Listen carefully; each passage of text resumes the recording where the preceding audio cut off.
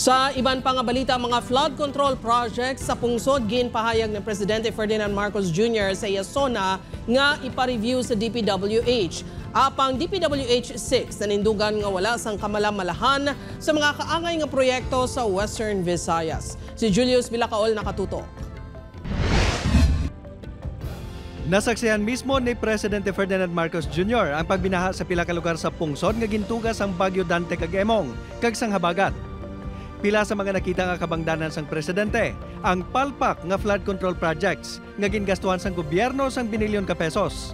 Kag isa sa mga ginatudlo sang presidente nga kabangdanan sini amo ang korupsyon. Alam naman ng buong madla na nagkakaraket sa mga proyekto.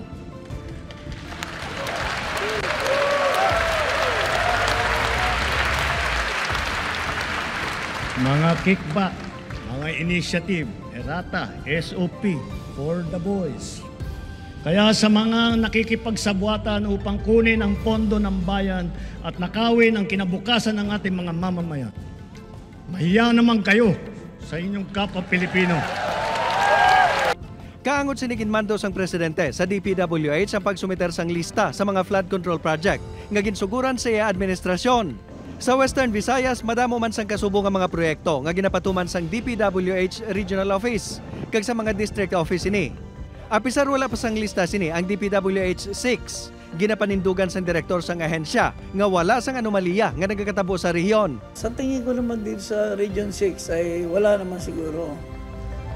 Kasi napansin ko talagang maayos ang mga proyekto. Ginpangako ni Limpenko nga magasunod sila sa direktiba sang presidente.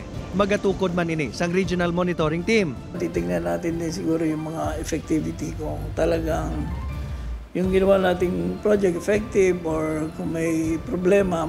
Sa Iloilo City, may nag-exister nga floodway sa sulod na sang 2 ka dekada.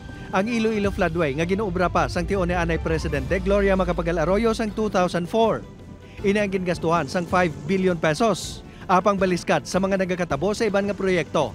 Ini ang nakabuligid sa madamo nga pumuluyo. Isa na sa mga ini ang 75 anyos nga si Manong Angel nga humalin sa pagkatawo. Nag-i-star na sa Pangpang sang Haro River sa barangay Benedicto Haro. Sang una, nagaantos kuno sila kung mag-awas ang tubig sa suba nga nagalabot sa ila dughan ang kataason. Daw ay nagawag sa kadi. Uy na. Daw pila na kanyo daw sobra na 15 anyos. Upod kay Cirilo Rendoque, Julius Villacaol. 1. Western Visayas.